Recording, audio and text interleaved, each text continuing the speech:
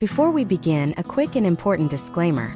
The following content is intended strictly for educational and entertainment purposes. It does not constitute legal advice, nor should it be used as a substitute for professional counsel from a licensed attorney or certified mediator. Divorce laws vary significantly by state and jurisdiction, and the historical trends discussed here are for academic context.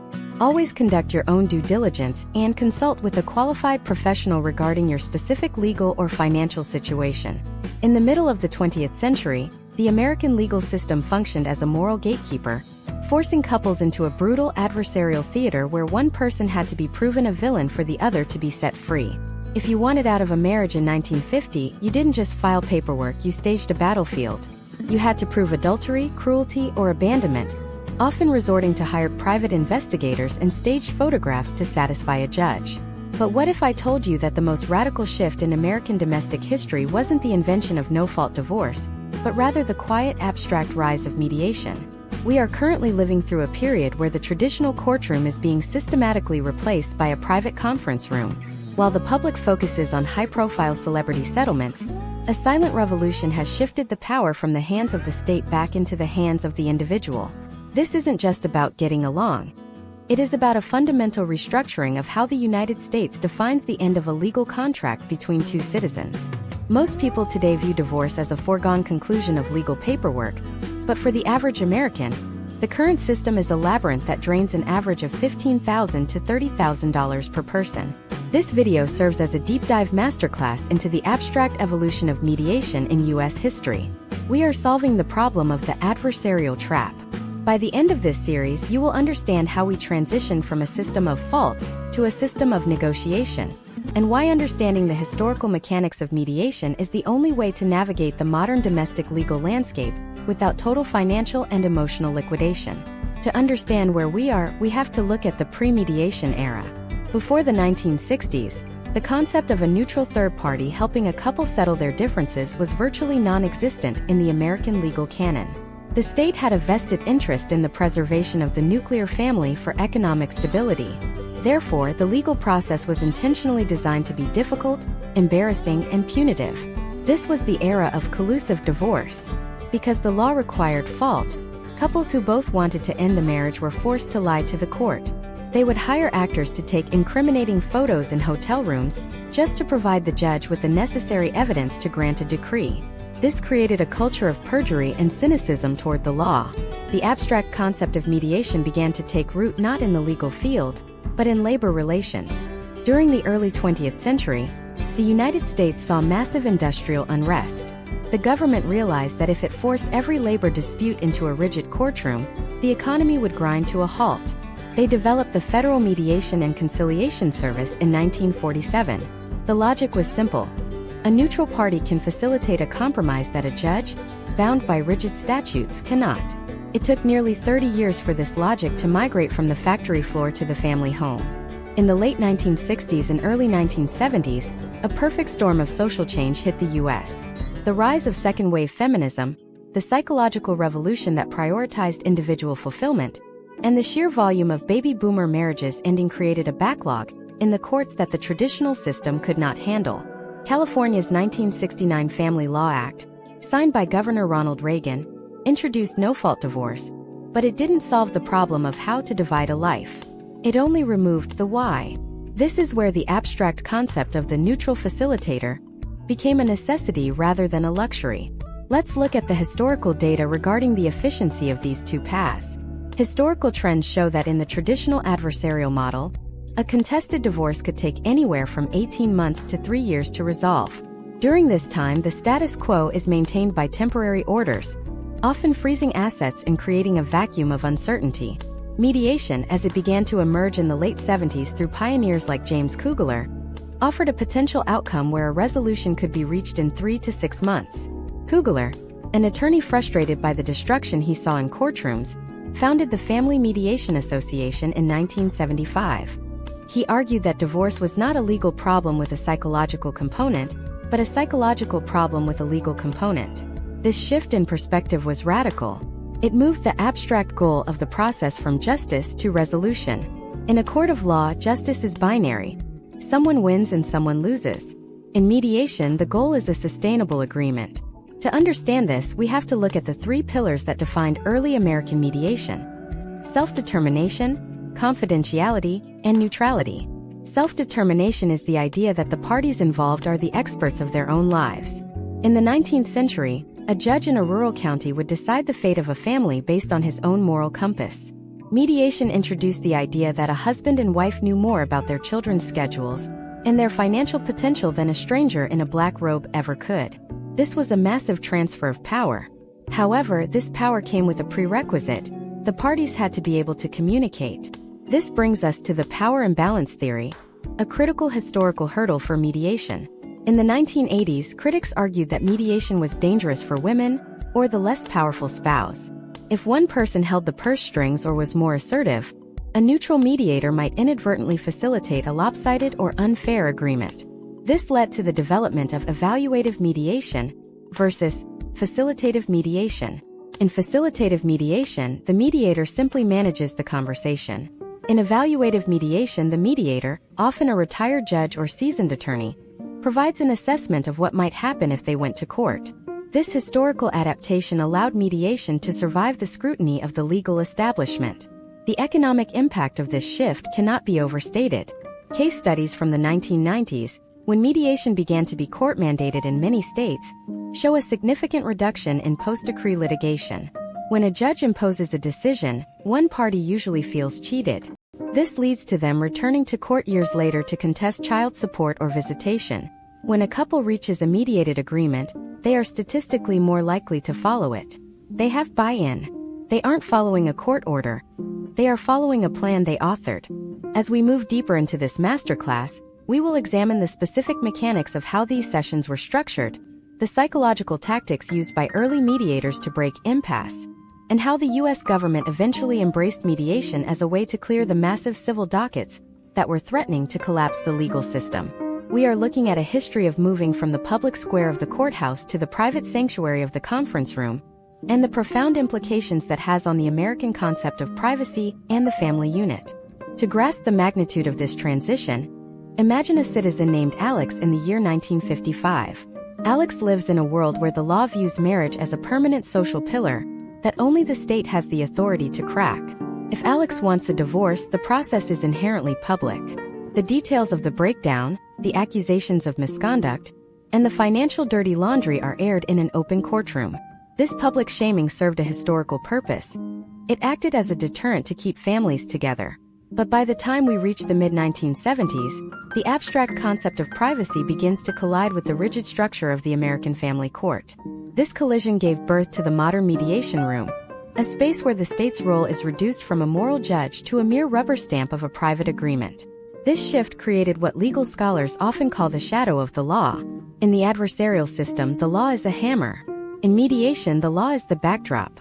When a couple enters a mediation room in 2026, they aren't just discussing who gets the house. They are engaging in a sophisticated negotiation that balances historical legal precedents with the unique, idiosyncratic needs of their specific household. This is the first major pillar of our deep dive: the privatization of conflict. Historically, the U.S. legal system relied on the theory that competition between two opposing sides would reveal the truth.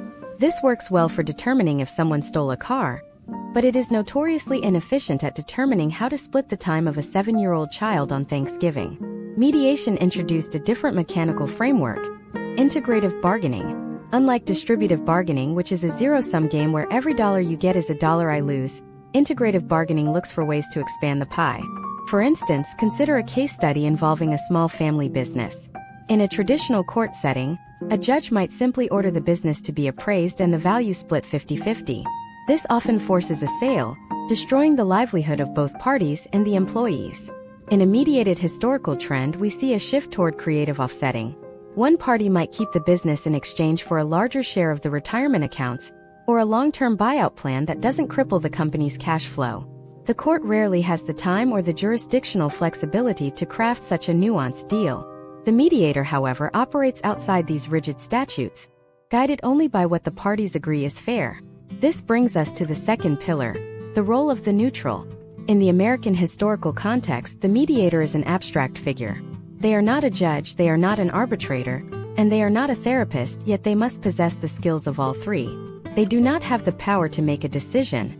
This is a crucial distinction that many viewers fail to grasp. In a courtroom, the power is vertical. The judge sits above you and hands down a ruling.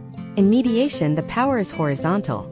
If you don't like the direction of the conversation, you can stand up and walk out. The mediator's primary tool is the caucus. This is a step-by-step technique where the mediator moves the parties into separate rooms to speak privately. During these caucuses, the mediator performs reality testing. They don't tell the parties what to do, but they ask questions that force them to confront the potential outcomes of a trial. They might ask, if you take this to a judge, and the judge decides against you based on State Statute 402, what is your plan for the next 5 years? This historical trend of reality testing became the cornerstone of modern settlements. It moves the parties away from their positions and toward their interests. Position is, I want the house. An interest is, I want my children to stay in the same school district.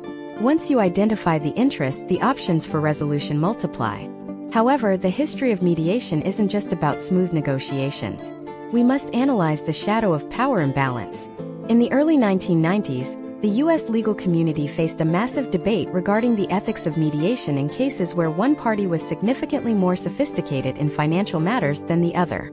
If one spouse handled all the investments while the other managed the home, a simple sit-down meeting could be a disaster for the uninformed spouse. This led to the historical development of the attorney-assisted mediation model. Today, in 2026, it is common for each party to have their own counsel present or on standby during the sessions. This ensures that the self-determination of the mediation process is backed by the legal protections of the adversarial system. It is a hybrid model that attempts to provide the best of both worlds: the speed of private negotiation and the safety of legal oversight. The data surrounding these historical trends is staggering. Studies conducted by the American Bar Association consistently show that mediated agreements have higher compliance rates than court-ordered ones. When a judge orders child support, the paying parent often views it as a tax imposed by an enemy. When that same parent agrees to a specific amount in mediation, they view it as a personal commitment to their child's welfare. The psychological shift from being a defendant to being a participant is the abstract engine that drives the entire industry. But what happens when the mediation fails? This is the third pillar, the impasse. In the history of U.S. family law, the impasse was once seen as a sign that the parties were too high conflict for anything other than a trial.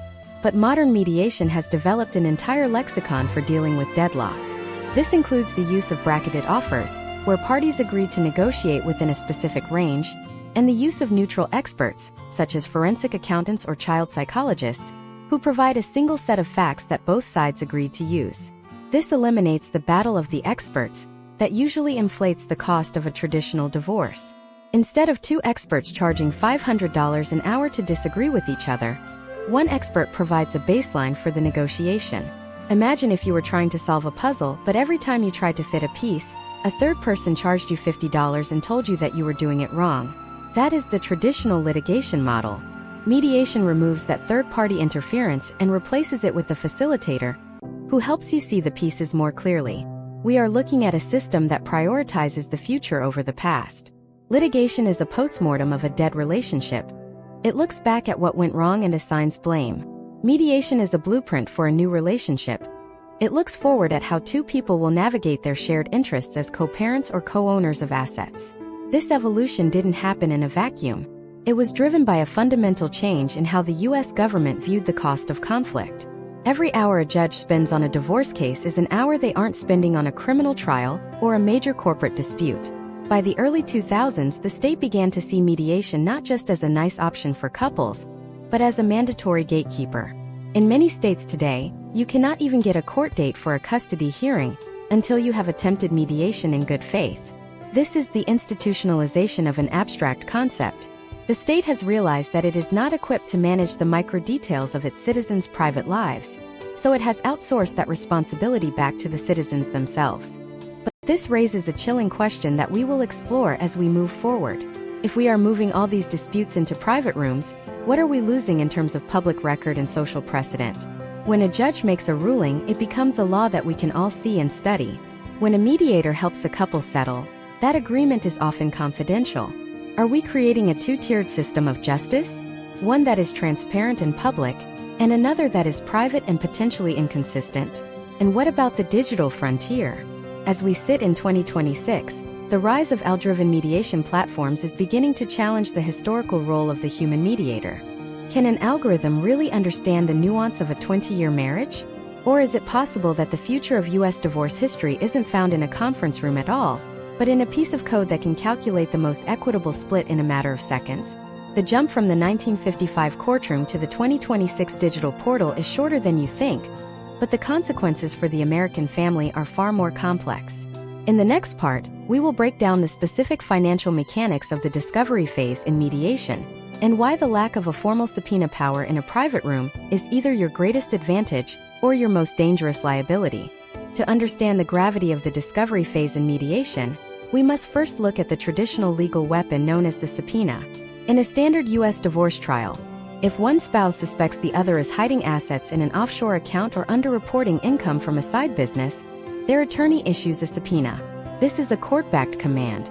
If you ignore it, you face contempt of court, fines, or even jail time. It is a forceful, high-friction method of extracting truth. But in the abstract world of mediation, this power does not exist in the same way. Mediation is a voluntary process. This lack of a formal hammer is exactly what makes the historical shift toward mediation so fascinating and, for some, so terrifying. Imagine a citizen named Sarah in 2026. Sarah and her spouse have decided to mediate their divorce to save time and preserve their co-parenting relationship. Sarah knows her spouse has a complex portfolio of digital assets and various business interests. In a courtroom, Sarah's lawyer would spend months in a process called mandatory disclosure, filing motions to compel every bank statement and tax return from the last decade. In the mediation room, the process is replaced by what we call informal discovery or voluntary disclosure.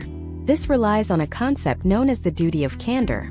In the history of U.S. mediation, the success of the entire system hinges on the parties agreeing to lay their cards on the table without being forced by a judge.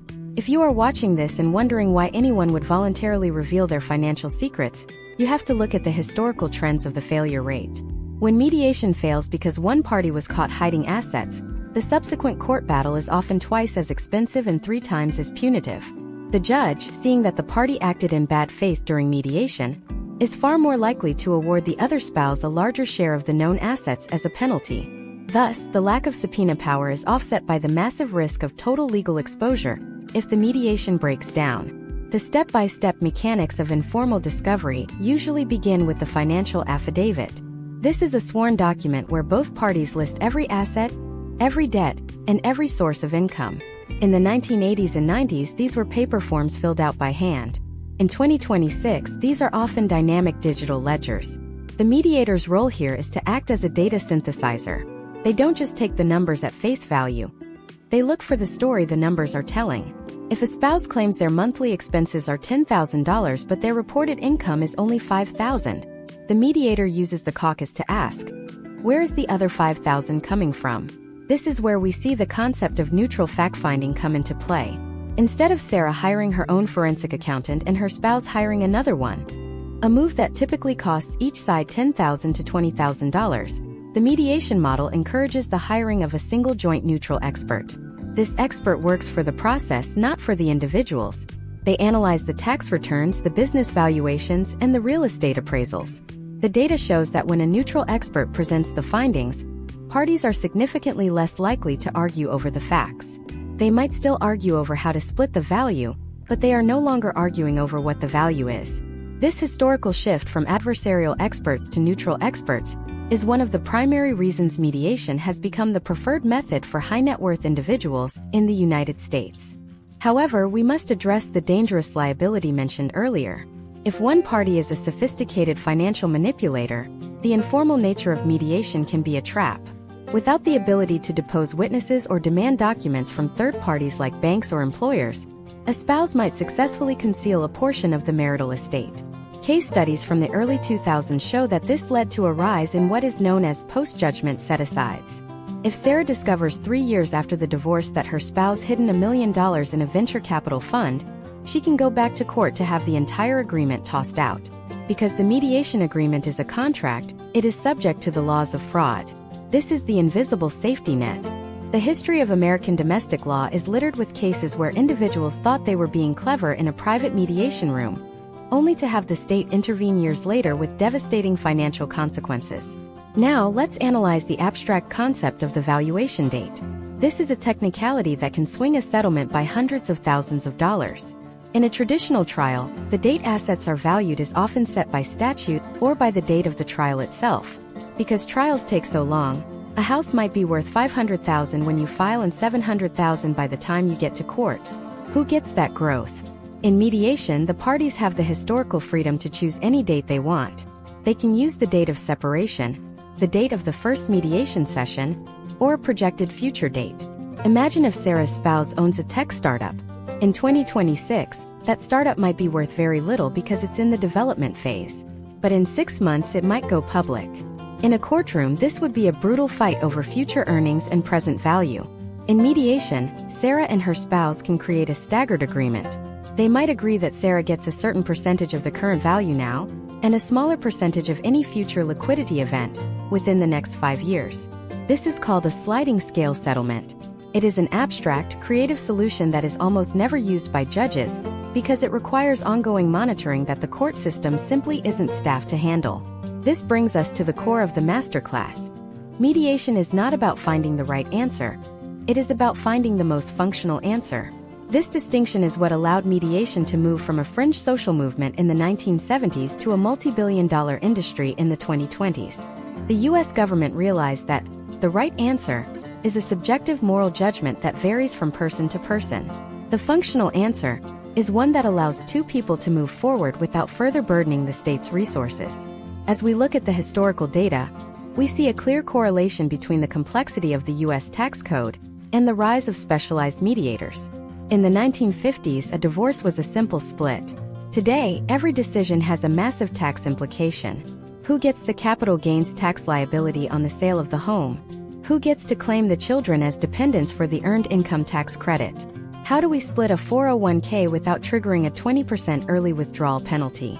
The mediator must navigate these reefs using a qualified domestic relations order, or QDRO. This is a specific legal tool that allows for the tax-free transfer of retirement assets from one spouse to another.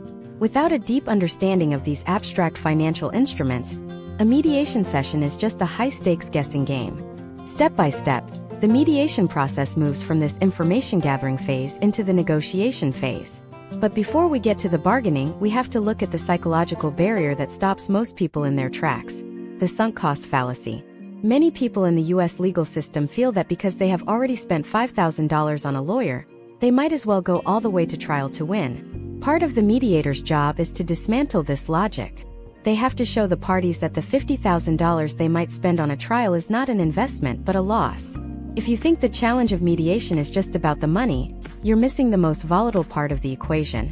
As we progress, we need to talk about the one thing that can derail even the most perfect financial plan: the emotional shadow. In our next section, we're going to dive into the history of high-conflict mediation and a specific technique used in the US since the 1990s called the paradoxical intervention. This is where a mediator intentionally encourages a party to take their most extreme position, just to show them how quickly it would lead to their own destruction. It's a high-wire act that separates the masters from the amateurs, and it's the reason some mediations end in a handshake while others end in a total collapse. What happens when the person across the table isn't rational? And how does the American legal system handle a bad faith negotiator? To address the crisis of the irrational actor, we have to look at the historical evolution of the bad faith doctrine in US mediation. In a typical courtroom, if a litigant acts out, screams, or refuses to answer questions, the judge has the power of contempt. They can literally put you in a cell until you decide to follow the rules of the court. But mediation is the Wild West of domestic relations. There is no bailiff standing by the door. If a spouse decides to use the mediation session as a platform for emotional venting or psychological warfare, the process can quickly spiral. Historically, this led to the development of the good faith requirement, an abstract legal standard that many U.S. states began adopting in the late 1990s. The good faith requirement doesn't mean you have to agree to a deal. It simply means you have to show up with the intent to settle. If you use mediation solely to stall for time, hide assets, or harass the other party, you are operating in bad faith. Case studies from the Florida court system, which has been a pioneer in mandatory mediation, show that when a party is found to have acted in bad faith, the court can impose sanctions, including paying the other side's attorney fees. This serves as a critical historical guardrail, ensuring that the private nature of the conference room isn't used as a shield for misconduct. Imagine a citizen named David in 2026. David is convinced that the legal system is rigged against him. He enters mediation not to negotiate, but to obstruct. He refuses to provide his tax returns, he interrupts the mediator, and he makes demands that are legally impossible, like asking for 100% of the marital assets and 0% of the debt. In this scenario, a master mediator uses a technique called the paradoxical intervention. This is a psychological maneuver where the mediator actually validates the extreme position to show its logical conclusion. The mediator might say, "David, if we pursue your plan for 100% of the assets, we have to prepare for the potential outcome where a judge sees this as an unconscionable demand." Based on historical trends in this jurisdiction, that could result in the judge taking over the entire distribution process and potentially awarding your spouse more than they are currently asking for. Would you like to proceed with that risk? Or should we look at a range that keeps the decision-making power in this room? This moves the conflict from an emotional battle to a risk management calculation. It is one of the most effective step-by-step tools in the mediator's arsenal for dealing with the irrational negotiator. By removing the mediator's role as an opponent and placing them as a guide to the reality of the courtroom, the power dynamic shifts. David is no longer fighting the mediator. He is fighting the abstract reality of the law. Another historical development in managing high-conflict individuals is the use of the shuttle diplomacy model. In the early days of mediation, the goal was always to have the parties in the same room to facilitate communication. However, the American legal community soon realized that for victims of domestic power imbalances or high-conflict personalities, being in the same room was actually a barrier to settlement. This led to the rise of separate room mediation. In this model, the mediator acts as a human conduit, moving back and forth between two separate rooms. This allows the mediator to filter the emotional toxicity out of the communication. They take David's angry, rambling demand and translate it into a neutral financial proposal for the other party. This translation process is the silent engine of modern settlement. Let's look at the data regarding the effectiveness of this approach. Historical trends indicate that high-conflict cases that utilize shuttle diplomacy have a settlement rate nearly identical to low-conflict cases where parties sit together. This proves that the abstract barrier to settlement isn't the disagreement itself, but the way the disagreement is communicated. By 2026, many of these sessions have moved to digital platforms like Zoom or specialized mediation software, which provides a natural layer of separation that has actually increased the efficiency of the process. But we have to talk about the concept of the unconscionable agreement. In the United States, even if two people agree to something in a private room, the state still holds a tiny bit of oversight. If David somehow bullies his spouse into signing an agreement where she gets $0, no house, and no support after 20 years of marriage, most U.S. judges will refuse to sign the final decree. They will call it unconscionable. This is the ultimate safety valve. It ensures that while mediation is private and flexible, it cannot deviate so far from the principles of equity that it becomes a tool of systemic abuse. This abstract boundary between private freedom and public policy is the tightrope every mediator walks. To understand how deep this masterclass goes, we need to look at the step-by-step breakdown of a typical high-stakes negotiation. Usually, after the information is gathered, we enter the bargaining zone. This is also known as the ZOPA, the zone of possible agreement. Imagine if the lowest amount one person is willing to accept is $50,000, and the highest amount the other is willing to pay is $70,000. The ZOPA is that $20,000 window. In litigation, lawyers spend months fighting to get to the edges of that window. In mediation, the goal is to find the ZOPA in the first 2 hours. To do this, mediators use historical case studies of similar divorces in that specific county to show the parties where a judge would likely land. This is called bargaining in the shadow of the law. You aren't just negotiating against each other. You are both negotiating against a ghost, the ghost of what a judge might do if you fail here. This brings us to a critical data point: the trial penalty. In the US, the cost of going to trial isn't just the lawyer's hourly rate. It's the opportunity cost of lost time, the emotional toll on children, and the fact that a judge's ruling is public record. By the time a case reaches a 2026 courtroom, both parties have usually lost even if one wins. Mediation is the only historical trend that consistently offers a way to avoid the trial penalty. But what happens when the assets aren't just cash and houses?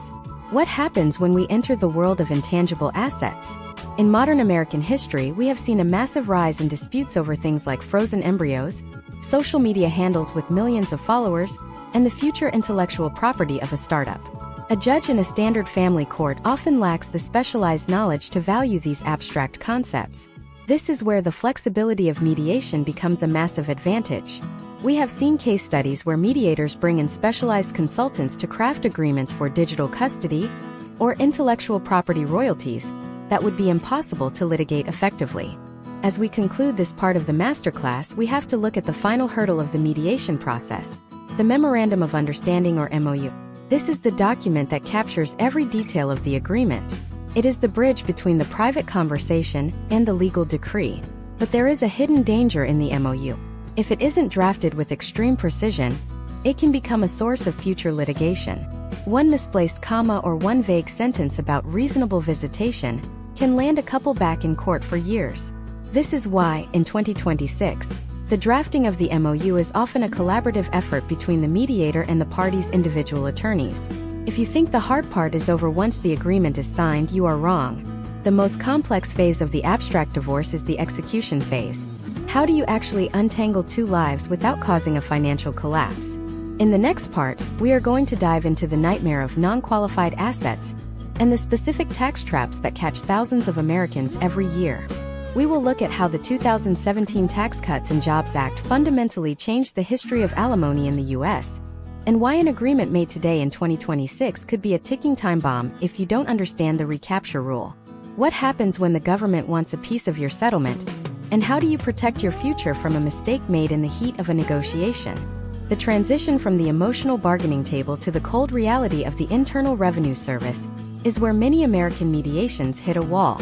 To understand the abstract financial mechanics of a 2026 divorce, we have to look back at the seismic shift caused by the 2017 Tax Cuts and Jobs Act.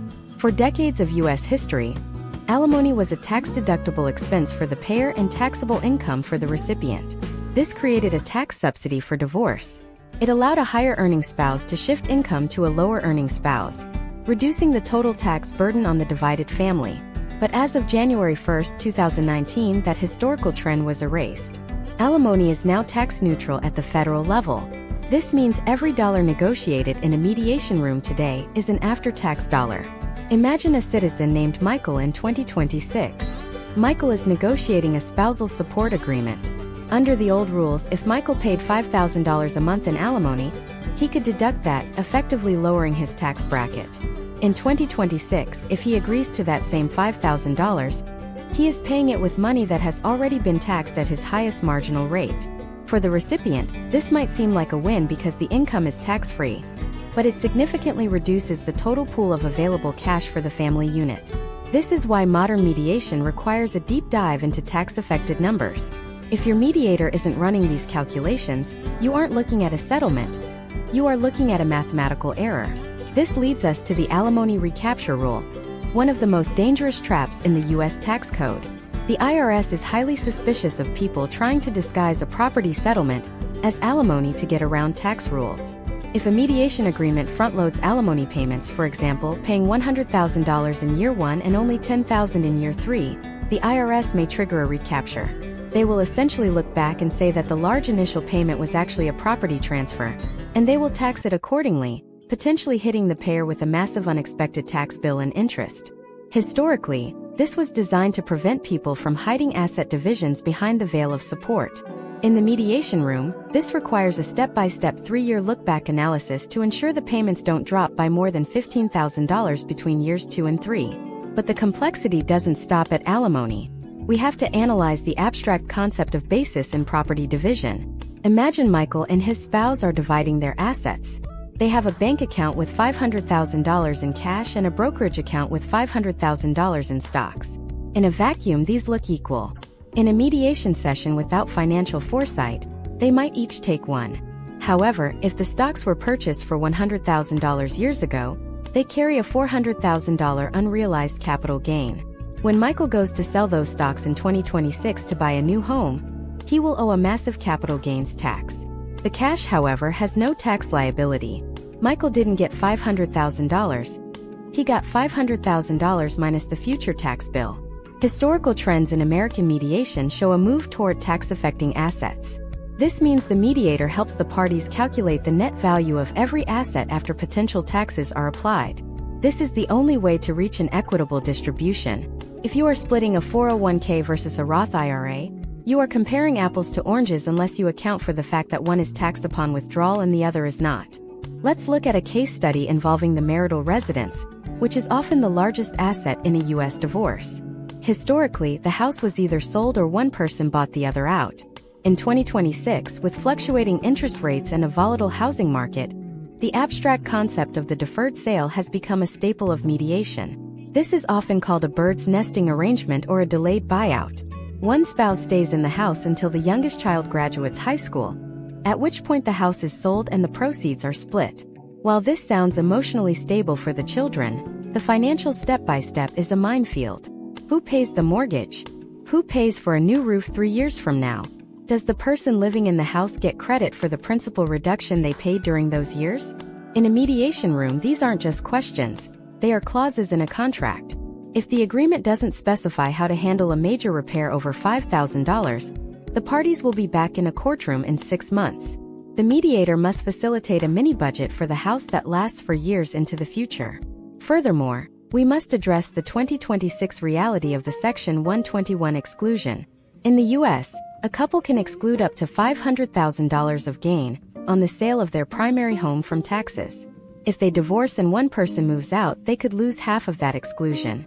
Mediation allows the parties to craft a specific legal status where they remain co-owners for tax purposes even after the divorce is final, preserving that $500,000 shield. This is a level of sophisticated financial engineering that a judge, focused on the immediate legal end of the marriage, almost never considers. Now, consider the role of the Qualified Domestic Relations Order, or QDRO. This is perhaps the most misunderstood abstract tool in U.S. history. Most people think that once the judge signs the divorce decree, the retirement accounts are split. They are not. A 401k or a pension is governed by federal law under ERISA, while the divorce is governed by state law. To bridge this gap, you need a QDRO, a separate legal document that tells the plan administrator exactly how to move the money. Studies show that thousands of Americans lose out on their retirement settlements because they never filed the QDRO, or they filed it years late after the ex-spouse had already retired or died. In mediation, the step-by-step process must include the immediate drafting of the QDRO. We see a historical trend where mediators now bring in QDRO specialists early in the negotiation to ensure the language used in the mediation room is actually acceptable to the bank or the pension fund. If the plan administrator rejects the wording, the parties are back at square one. The data on post-divorce poverty in the U.S. is a sobering reminder of why this depth matters. Historical trends show that women, in particular, often experience a significant drop in their standard of living following a traditional litigation-based divorce. This is often because they took the liquid assets like the house but failed to account for the long-term growth and tax advantages of the intangible assets like pensions and stocks. Mediation, when done correctly, aims to solve this wealth gap by looking at the 20-year horizon rather than just the next 6 months. As we move toward the next part of this masterclass, we have to confront the most difficult abstract concept of all: child support and the extraordinaries. In the U.S., every state has a formula for basic support: food, clothing, shelter. But the formula doesn't account for the reality of 2026. Who pays for the coding camp? Who pays for the private sports coach? Who pays for the car insurance for a teenager? These extraordinaries are where the most brutal conflicts occur after the divorce is over. In our next section, we are going to break down the income shares model versus the percentage of income model, and how the abstract definition of extraordinary expenses has evolved in the last 50 years of American history. We will look at how to build a future-proof parenting plan that accounts for things that haven't even happened yet. What happens when the child needs braces 5 years after the mediation ends, and how do you ensure the agreement stands the test of time? The historical evolution of child support in the United States shifted from a discretionary, often arbitrary system to a highly structured, data-driven framework. To understand how a 2026 mediation handles the future needs of a child, we must first look at the abstract shift in how the U.S. government defines the financial obligation of a parent. Historically, in the early 20th century, child support was rarely enforced and largely dependent on the father's willingness to pay. By the 1980s, the federal government stepped in, mandating that states establish specific guidelines to ensure consistency and to reduce the number of families relying on public assistance.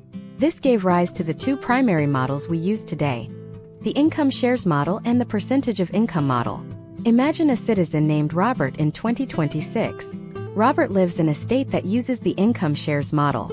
This model is built on the abstract philosophy that a child should receive the same proportion of parental income that they would have received if the parents still lived together. If Robert earns 60% of the combined household income, he is responsible for 60% of the child's calculated needs. In a mediation room, the step-by-step process begins with plugging Robert's and his spouse's gross incomes into a state-mandated calculator. This provides the base support number for food, shelter, and clothing. However, the conflict in modern American history rarely stems from the base number. It stems from the extraordinaries. Extraordinary expenses are the variables that the state calculator ignores. Historically, these were limited to major medical bills or private school tuition. In 2026, the definition has expanded into an abstract list that includes competitive youth sports, summer camps, extracurricular tutoring, and the rising cost of digital life. If Robert's child is a high-level gymnast, the costs can exceed $15,000 a year in coaching and travel. A standard court order might simply state that parents should split such costs, but mediation allows for a much deeper, prescriptive analysis. A masterclass in mediation focuses on the Section 7 expenses, a term often used in legal circles to describe these add-ons. The historical trend in U.S. mediation has moved toward the three-tiered cost allocation. Tier 1 covers the base support. Tier 2 covers mandatory extraordinaries like health insurance premiums and uninsured medical out-of-pocket costs. Tier 3 covers elective extraordinaries like the gymnastics fees. In mediation, Robert can negotiate a cap. He might agree to pay 60% of elective costs up to a maximum of $5,000 per year. This creates a potential outcome of financial predictability that a rigid court order lacks. But how do you handle the child who needs braces 5 years from now, or a car at age 16? This requires the construction of a future-proof parenting plan. In the 1990s, these plans were often vague, using phrases like reasonable expenses shall be shared. In 2026, such vagueness is considered a failure of the mediation process. Case studies from the last decade show that vague language is the leading cause of post-judgment litigation. To avoid this, mediators use the right of first refusal and the dispute resolution clause.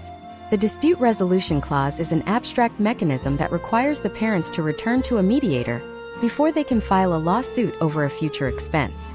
If Robert and his spouse cannot agree on whether the child should attend a specific summer program in 2030, the clause mandates a sit-down session. This keeps the conflict out of the public court record and forces a collaborative rather than adversarial solution. Furthermore, the plan can include a step-up provision. As the child grows, the expenses naturally increase. Mediation allows parents to agree now on how they will handle college applications, standardized testing fees, and even the purchase of a first vehicle. Step by step, the mediator guides the parties through a scenario-based exercise. Imagine if the child gets into an out-of-state university versus an in-state university. How does the support change? In many U.S. jurisdictions, child support ends at age 18 or high school graduation. However, historical trends in mediation show an increase in voluntary post-secondary support agreements. Parents essentially contract to continue support through age 21 or 22 to ensure the child graduates from college. A judge often cannot order this, as they lose jurisdiction once the child is an adult. Mediation is the only venue where this type of long-term family security can be legally codified. We must also analyze the impact of the 2026 gig economy on child support. Historically, income was easy to verify through a W-2 form. Today, with many Americans holding multiple streams of income, ranging from short-term rentals to freelance consulting, calculating the base support is an abstract challenge. Mediators now use a process called income averaging. Instead of looking at last month's pay stub, they look at the last 3 to 5 years of tax returns to find a fair mean. This prevents a parent from intentionally lowering their income during the mediation period to reduce their support obligation. But what happens if Robert loses his job? Traditional court-ordered support continues to accrue as a debt, even if you are unemployed, leading to what the U.S. legal system calls child support arrears. These debts are nearly impossible to discharge, even in bankruptcy. Mediation provides an abstract solution, known as the automatic adjustment clause. The parties can agree that if one parent's income drops by more than 20% due to involuntary job loss, the support amount is temporarily reduced to a pre-agreed floor until they find new employment. This prevents the accumulation of soul-crushing debt and maintains the integrity of the co-parenting relationship during a crisis. Data supports this proactive approach. Families who use mediation to craft detailed, scenario-based support plans have a 40% lower rate of returning to court for modifications compared to those who rely on standard state orders. By spending the time now to define what an extraordinary expense is, down to the cost of a prom dress or a laptop for school, Robert and his spouse are insulating their future from the friction of the unknown. As we reach the end of this discussion on child-related financials, we have to look at the most emotionally charged aspect of the entire U.S. history of divorce: the transition from custody to parenting time. The language we use is not just a semantic choice. It is a fundamental shift in the abstract power dynamic of the family. In the 1970s, one parent won custody, another got visitation. By 2026, the term custody is being phased out in favor of decision-making authority and residential responsibility. In our next part, we will dive into the history of the best interests of the child standard.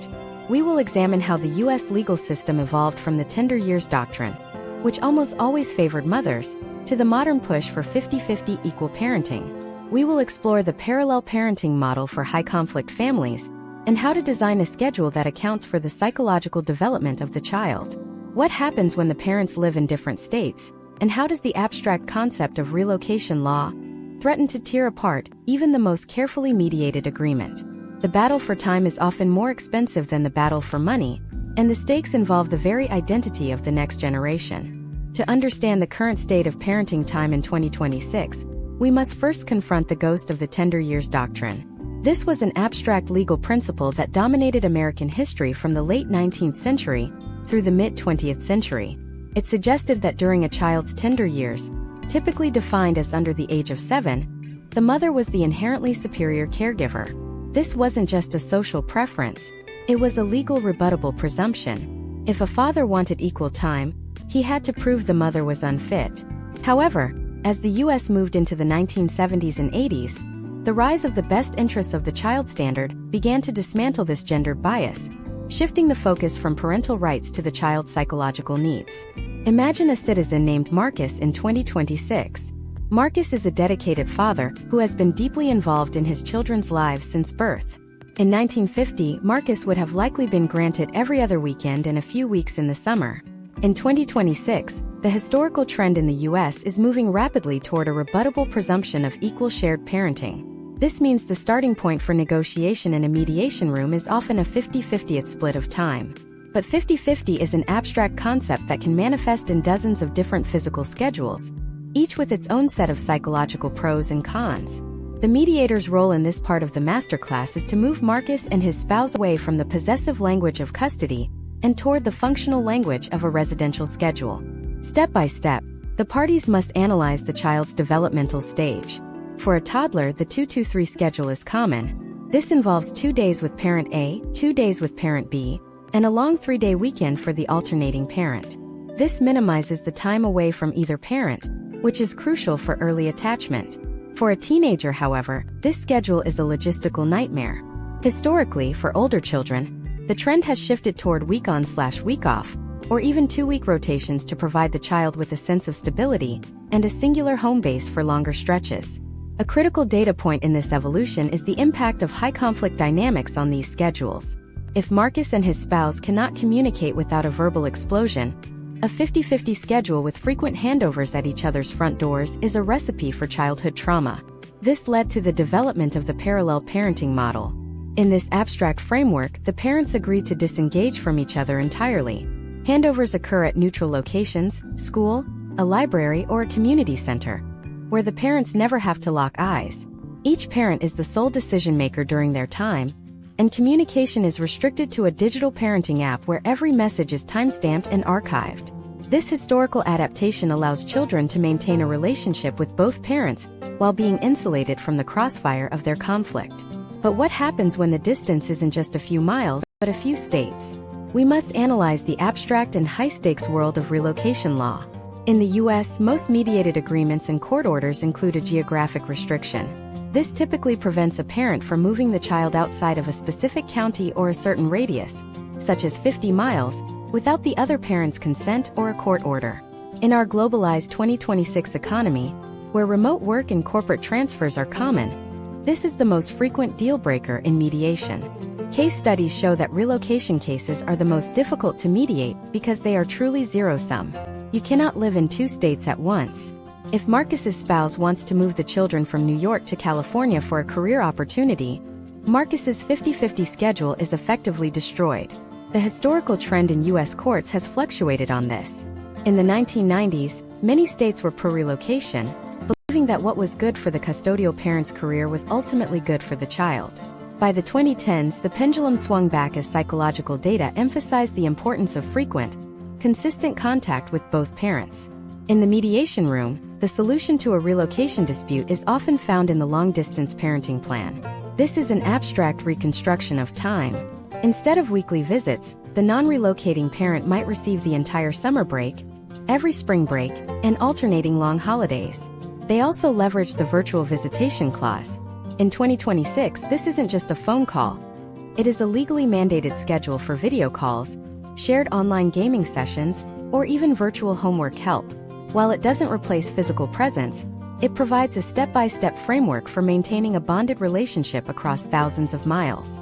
We also need to discuss the abstract concept of decision-making authority, historically known as legal custody. This is distinct from where the child sleeps. It involves who decides on the big three: education, healthcare, and religion. In the 1980s, joint legal custody became the standard, but it often led to a stalemate. If one parent wants the child vaccinated and the other does not, or one wants private school and the other prefers public, a joint designation provides no tiebreaker.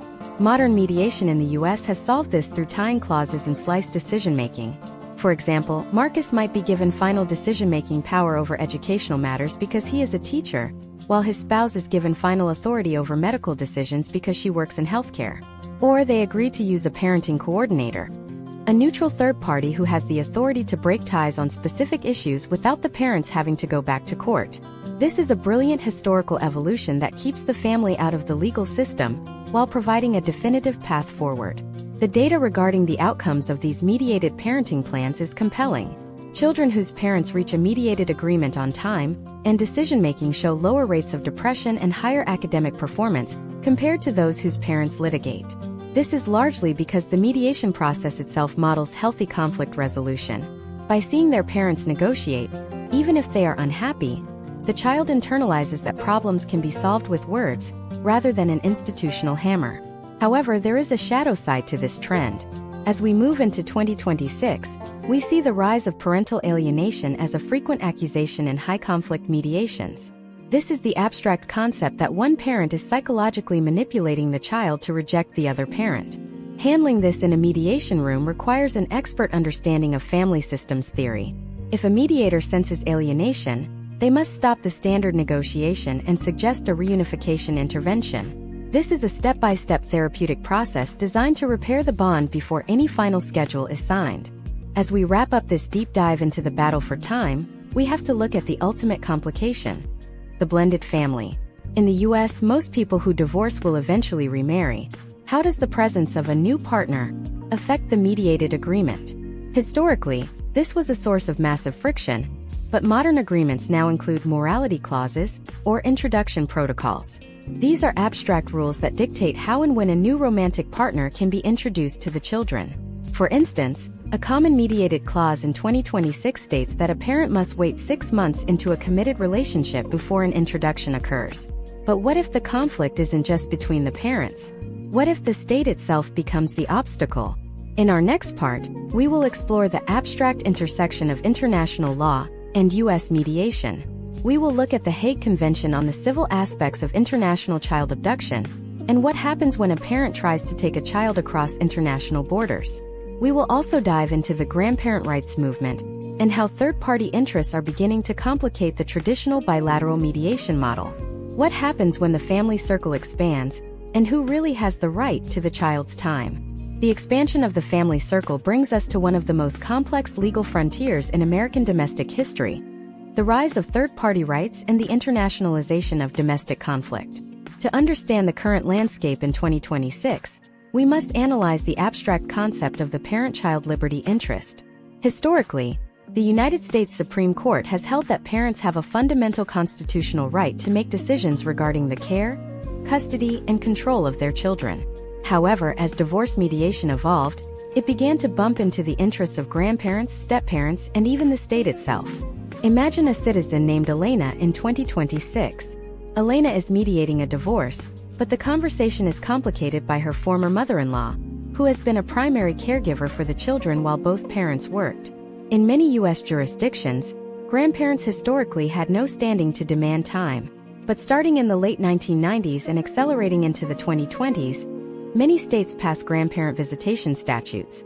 The abstract conflict here is between parental autonomy and the child's right to maintain beneficial relationships. If Elena wants to move on and limit the grandmother's influence, but the grandmother sues for time, the mediation is no longer bilateral. It becomes a multilateral negotiation. In a high-level masterclass, we have to examine the 2000 Supreme Court case of Troxel versus Granville. This case established that as long as a parent is fit, their decision to limit visitation must be given special weight. In the mediation room, this means that while a grandmother might be invited to a session, she does not have an equal seat at the table unless the parents agree. However, a master mediator uses this as a point of leverage. They might help Elena see that a voluntary mediated schedule for the grandmother is a potential outcome that avoids a costly third-party lawsuit. This is the abstract shift from defending a right to managing a relationship.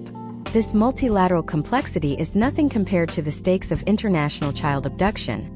As the U.S. population became more globalized, the number of binational marriages surged. When these marriages fail, the abstract concept of the habitual residence becomes the center of the storm. If one parent takes the child to their home country without consent, we enter the territory of the Hague Convention on the Civil Aspects of International Child Abduction. This is a multilateral treaty that the U.S. joined in 1988. The step-by-step mechanics of a Hague case are brutal. It is not about who is the better parent. It is about which country has the jurisdiction to decide. If a parent in 2026 tries to mediate a divorce where there is a credible threat of international flight, the mediator must implement specific safeguards. These are known as abduction prevention measures. Historically, these include the surrender of passports to a neutral third party, the requirement of a bond or financial surety, and the inclusion of mirror orders. A mirror order is an abstract legal tool where the mediated agreement is filed and made enforceable in both the United States and the foreign countries simultaneously. Without this, the agreement is often just a piece of paper once the child crosses the border. Let's look at the data on international mediation. Historical trends show that litigation in Hague cases can take years and cost hundreds of thousands of dollars, often leaving the child in a state of legal limbo. Mediation in these high-stakes scenarios, often facilitated by organizations like the International Center for Missing and Exploited Children, has a surprisingly high success rate. Why? Because it allows parents to bypass the rigid return or no return binary of the treaty and craft a solution where the child can maintain a life in both cultures. But as we move deeper into the family circle, we have to talk about the psychological parent. This is an abstract legal status given to a third party, often a step-parent or a long-term partner, who has formed a significant parental bond with the child. In 2026, the U.S. legal system is increasingly recognizing that biology is not the only definition of a parent. In mediation, this means we are seeing the rise of the triparental agreement. This is a document where 3 adults agree to share the responsibilities and time of a child. While this is not yet the law of the land in every state, it is a growing historical trend in progressive jurisdictions. It acknowledges that the child's best interests might involve 3 primary caregivers instead of 2. Step by step, the mediator must navigate the jealousy, the power struggles, and the financial implications of these expanded circles. If 3 people are parenting, who pays child support? The U.S. history of child support was built on a dual-income model. The abstract math of a 3-income support model is still being written in the courtrooms of 2026. Mediators are currently the ones drafting the blueprints that future legislators will eventually use as templates. Now, consider the role of the state in this expanded circle. Historically, the state only intervened in the family when there was a report of abuse or neglect. But in 2026, we see the rise of the parenting coordinator as a quasi-state actor. This is a person appointed by a judge, often after a failed mediation, who has the power to make binding decisions on day-to-day issues like hairstyling, diet, and screen time. The goal of mediation is to prevent the need for a parenting coordinator. By keeping the decision-making power between the parents, even with the involvement of grandparents or step-parents, the family retains its sovereignty. This brings us to a critical data point, the high-conflict intervention. Case studies show that for the top 5% of high-conflict families in the U.S., traditional mediation is not enough. They require what is known as MEDARB. This is a hybrid process where the neutral starts as a mediator to help the parties settle, but if they reach an impasse, the neutral instantly becomes an arbitrator with the power to make a final, binding decision. This is a controversial abstract shift. Critics argue it destroys the neutrality of the mediator, but proponents point to historical trends showing it is the only way to end the cycle of litigation for certain families. Imagine Elena again. If she and her spouse have been in court for 3 years over the grandmother's visitation and the summer schedule, they are exhausted. They enter MEDARB in 2026 knowing that a decision will be made by the end of the day, one way or another. This certainty is often more valuable than the actual outcome. It allows the family to finally stop looking back and start looking forward. As we analyze this abstract expansion, we must ask, what happens to the child's voice in all of this? Historically, the child was a silent object of the litigation, but the 2020s have seen the rise of child-inclusive mediation. In this model, a child specialist meets with the children and then brings their perspective back to the parents in the mediation room. This is not about letting the child choose where they live, which is a common misconception, but about letting the parents hear how their conflict is impacting the child's world.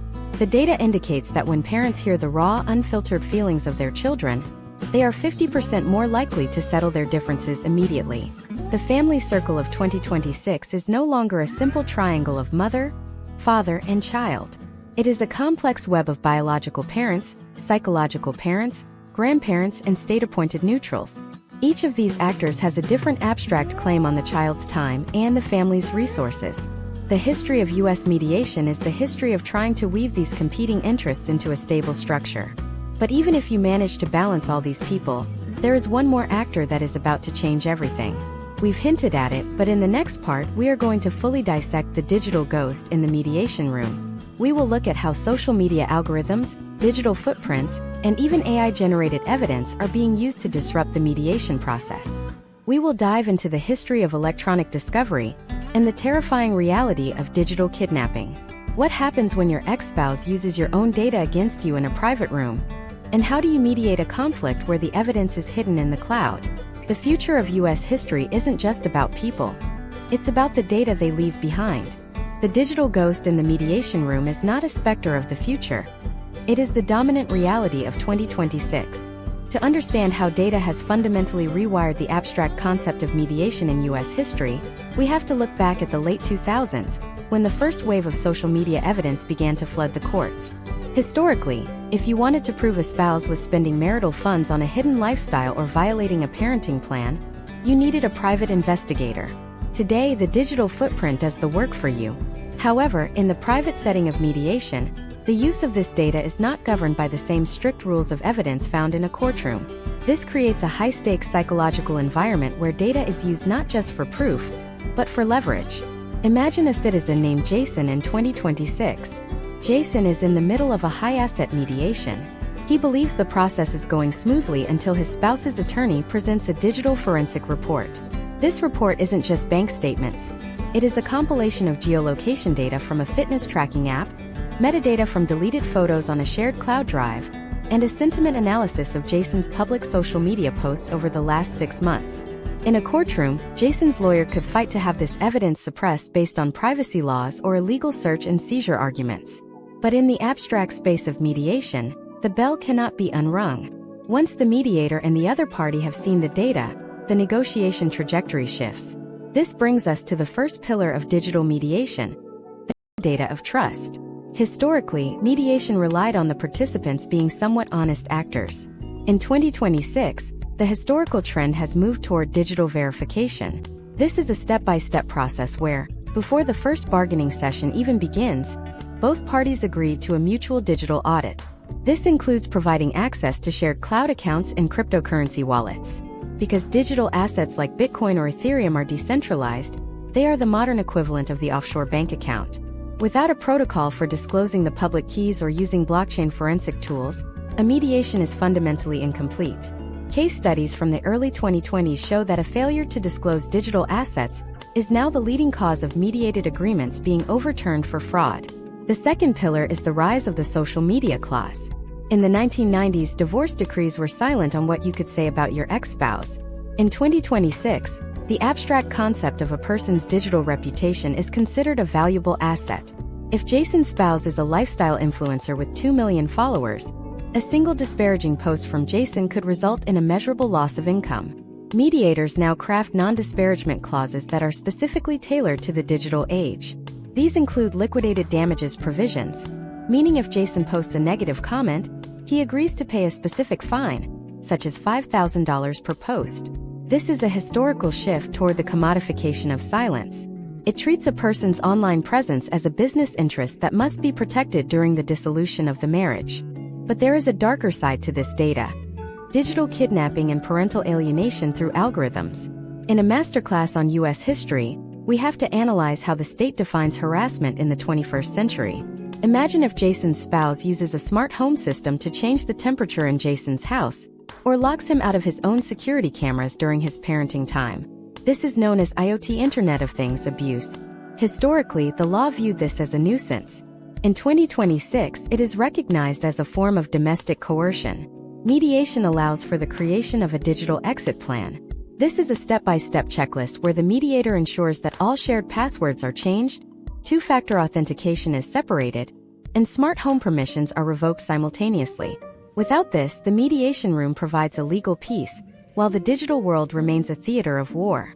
Step by step, the mediation process in 2026 also has to account for the child's digital life. Historically, parents fought over who got the child on Christmas. Now they fight over who controls the child's smartphone, who has the password to the child's social media, who can see the child's location through GPS tracking, who is responsible for paying for the high-speed data plan. These are not trivial details. They are the friction points of modern parenting. Case studies indicate that disputes over digital access are now cited in over 60% of post-divorce mediation sessions. The solution is the Digital Parenting Addendum. This abstract document defines the rules for the child's online existence, including screen time limits and the age at which a child can have certain apps, ensuring consistency between both households. Furthermore, we must address the most radical shift in U.S. mediation history: the AI neutral. As we sit in 2026, many jurisdictions are experimenting with AI-assisted mediation. This isn't just a chatbot. It is a sophisticated large language model trained on decades of family law statutes, tax codes, and historical settlement data. The AI can process 10,000 pages of financial records in seconds and suggest a potential outcome that maximizes tax efficiency for both parties. For a citizen like Jason, the AI provides a neutral, data-driven reality check. It removes the human bias of a mediator who might be having a bad day, or who might personally dislike one of the parties. However, the abstract danger of AI mediation is the loss of the human element. Can a machine understand the nuance of why a family heirloom is worth more to Jason than its market value? Historical trends show that while AI is excellent at the math of divorce, it struggles with the psychology. This has led to the hybrid model of 2026, the AI-enhanced human mediator. The machine does the heavy lifting of the financial discovery, while the human mediator focuses on the emotional impasse. This combination has reduced the average time spent in mediation by nearly 40% compared to the 1980s. The data surrounding digital evidence in mediation is startling. In a recent survey of the American Academy of Matrimonial Lawyers, nearly 90% of attorneys reported an increase in the use of evidence taken from smartphones. This has turned the mediation room into a high-tech briefing center. But this reliance on data creates a new form of inequality. In the U.S. history of divorce, we used to talk about the wealth gap. In 2026, we talk about the digital divide. If one spouse is tech-savvy and the other is not, the savvy spouse can use the data as a weapon of intimidation. The mediator's role has expanded to include being a digital equalizer, ensuring that both parties understand the data being presented, so that the self-determination of the process isn't compromised. As we reach the conclusion of this digital deep dive, we have to look at the ultimate consequence of this data-driven world: the permanent record. Historically, what happened in mediation stayed in the room. But in a world where everything is backed up to the cloud, the abstract concept of confidentiality is under threat. If Jason sends a settlement proposal via a non-secure email, is that proposal now a permanent part of his digital shadow? How do we protect the privacy of the mediation room in an era of total surveillance? In our final part, we are going to pull all these threads together. We will look at the global synthesis of U.S. mediation and the final step-by-step of the judgment of dissolution. We will explore how the abstract concepts of the 1970s, privacy, neutrality, and self-determination, have survived into the 2020s. We will also address the post-mediation life. What happens 1 year, 5 years, and 10 years after the ink is dry? How does the historical legacy of the mediation process impact the long-term health of the American family? The masterclass is almost complete, but the final lesson is the most important.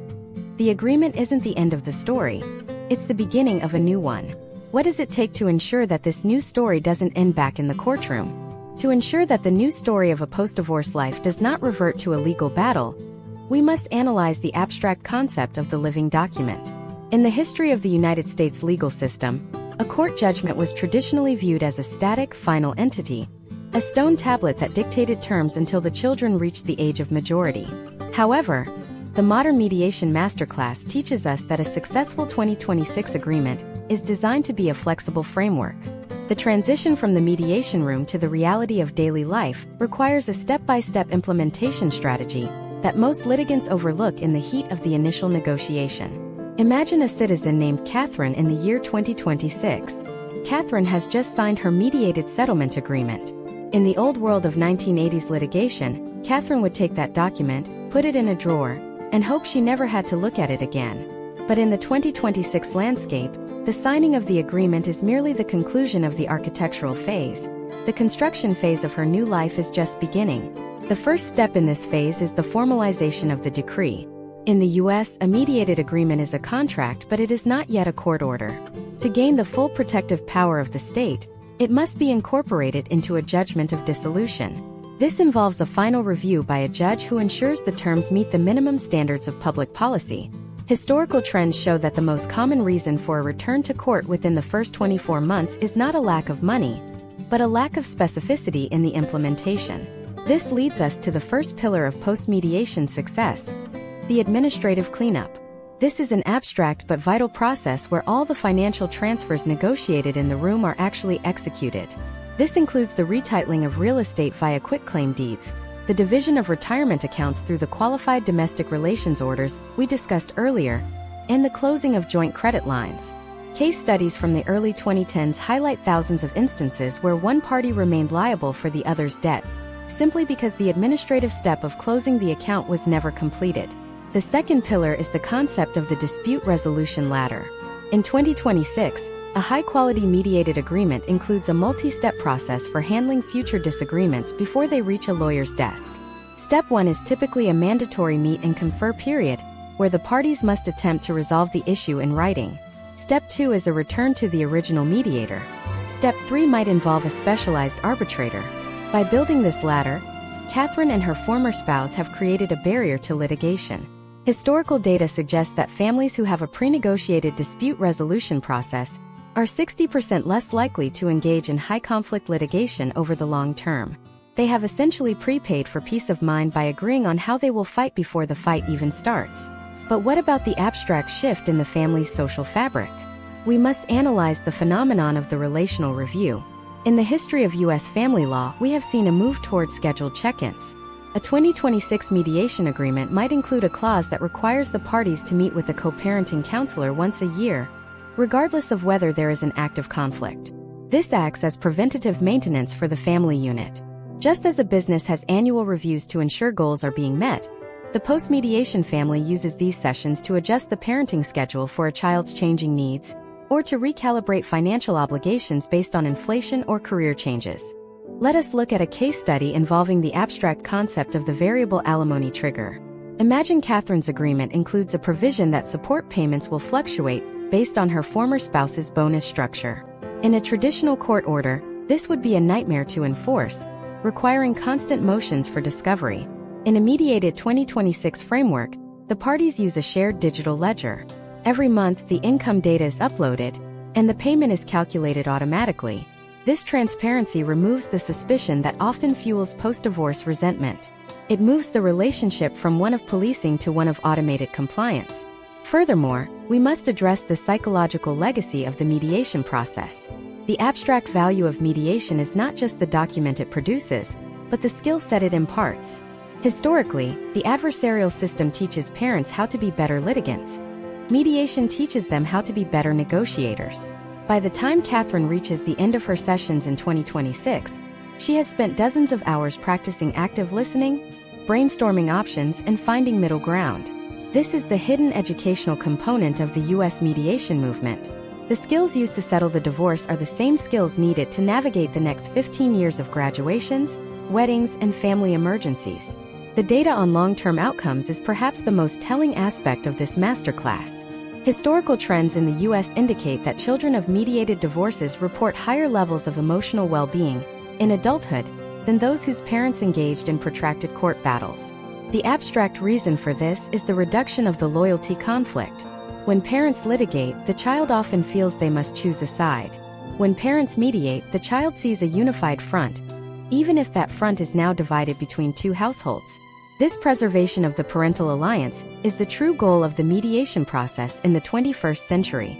Step by step, the 2026 mediation model has moved us from a culture of blame to a culture of responsibility.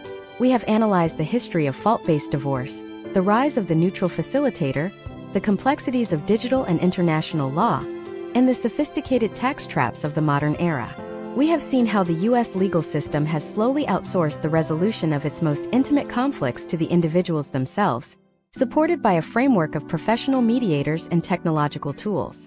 However, as we close this deep dive, we must acknowledge the final abstract challenge: the cultural perception of divorce. For much of American history, divorce was seen as a failure of the individuals involved. Mediation shifts this narrative, viewing divorce instead as a reorganization of a legal and emotional entity. It is not the end of a family. It is the transition of a family from one form to another. This change in perspective is what allows Catherine and thousands like her to walk out of the conference room not as enemies, but as business partners in the ongoing venture of raising their children. But as the year 2026 progresses, new challenges are already appearing on the horizon. The abstract concept of the metaverse and digital-only assets is beginning to challenge our definitions of marital property in ways we haven't yet codified. The rise of multi-generational households due to economic shifts is complicating the two-home parenting model. And the ongoing debate over the role of AI in judicial decision-making threatens to change the shadow of the law that we all bargain in. The history of U.S. divorce mediation is a history of adaptation. It is a story of a system that realized it could not solve human heartbreaks with rigid rules, and instead chose to give people the tools to solve them for themselves.